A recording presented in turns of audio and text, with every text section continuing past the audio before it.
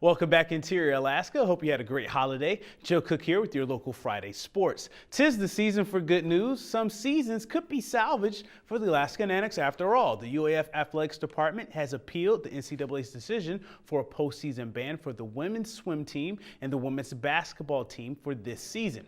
The NCAA handed down sanctions on November 5th of postseason bans of women's basketball, swimming, hockey, and men's basketball, loss of scholarships, and a $30,000 fine for UAF's eligibility infractions. Since the decision for the two sports is in the appeal process, the women's basketball and swim teams are eligible for postseason play this year. The postseason ban is essentially on hold. Currently, the basketball team is 8-4 and 9th in the GNAC with an 0-2 record, but they have the 4th most wins in the conference so far. They have to finish in the top 6 for a GNAC tournament postseason berth.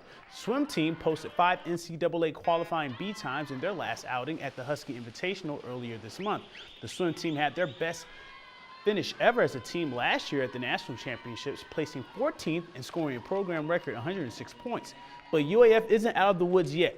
Appeals of this nature could take 6 to 12 months before a final decision is made. If the appeal is denied after postseason play in March, the women's swim team and basketball team will be ineligible for 2015-2016. If the appeal is granted before or after postseason play, the Annex will be in the clear. The Annex hockey teams and men's basketball teams agreed to accept this year's postseason ban, and they will remain eligible for next year. A number of local basketball teams will be playing in tournaments in Alaska in the coming days. The Monroe Rams boys basketball team will be competing in one of the premier winter break tournaments down in Ketchikan. Let's go to Boileau Hall for more. After beginning this new season 2-0 and keeping their 40-plus win streak alive with big wins over Chugiak and Eielson, the Monroe Rams will take their show on the road to the Clark Cochran Classic in Ketchikan. The field includes Klawock, Petersburg, North Pole, Craig, and two 4A lower 48 teams, the 6-1 Anacortes Seahawks out of Washington. The tourney will also be the debut for Monroe Junior Oregon transfer Mike Cluting. Yeah, I think it would be really good to get to play because I haven't played, other than the past summer, I haven't played an actual season game with him yet, so I think it'll be good to get out there and play with Jalen and all of them and just mix it up with each other. The Rams feel they've moved and shared the ball well and have been able to execute in transition, but their defense is going to have to improve. We got to work on our defense. And during practice, we're not working as hard as we need to, and we got to get back to the roots of what our program is: defend first and not worry about offense. The defense leads the offense.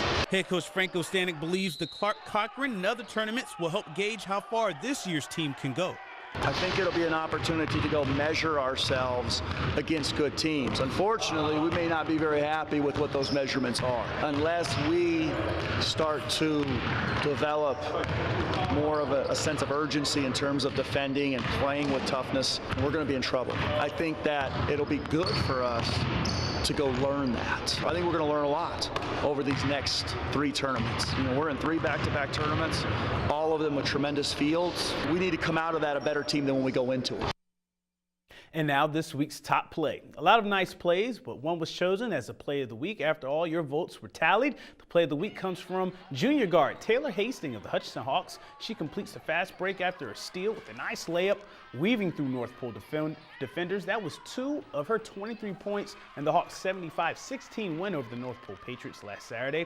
It's the last play of the week for 2014 as well. To pick the next play of the week, watch for the I-5 Interior Top 5 plays on Mondays.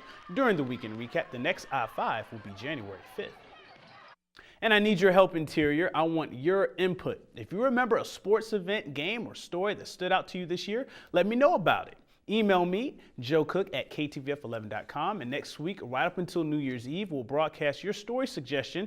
And if there's a former high school athlete that is doing well at the collegiate level or a former Nanick that's tearing it up in the pro ranks that you know about, that'll be a part of our Where Are They Now series, which will also be next week. So email joecook@ktvf11.com for your sports moment play of the year and a candidate for our Where Are They Now series.